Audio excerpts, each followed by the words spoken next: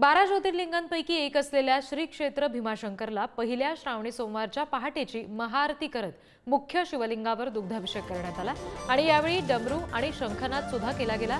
त्यानंतर भाविकांच्या दर्शनासाठी मंदिर खुलं करण्यात आले। यावेळी थेट भीमाशंकरच्या मंदिरामधून या सगळ्या संदर्भात आणखी तपशील देतात आमचे प्रतिनिधी तुषार झरेकर।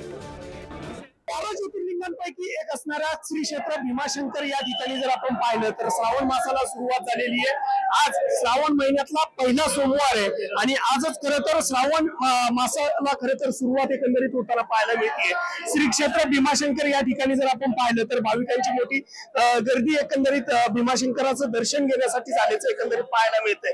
तर दुसरी गोष्ट आपण महत्त्वाची जर आपण पाहिली तर या संपूर्ण जे मंदिर आहे त्या मंदिराला आकर्षक अशा फुलांची सजावट संपूर्ण मंदिराला करण्यात आलेली आहे। या संपूर्ण ठिकाणी जर आपण पाहिलं तर मोठ्या रांगा खरं तर दर्शनासाठी लागण्याचं पाहायला मिळतंय। यामध्ये जर एकंदरीत या संपूर्ण मंदिर परिसरामध्ये जर आपण पाहिलं तर भाविकांची गर्दी होताना पाहायला मिळते। भाविक मोठ्या प्रमाणामध्ये श्री क्षेत्र भीमाशंकर या ठिकाणी दर्शनासाठी जमल्याचं एकंदरीत पाहायला मिळतंय। कॅमेरामन निखिलसह तुषार झरेकर, पुढारी न्यूज, श्री क्षेत्र भीमाशंकर।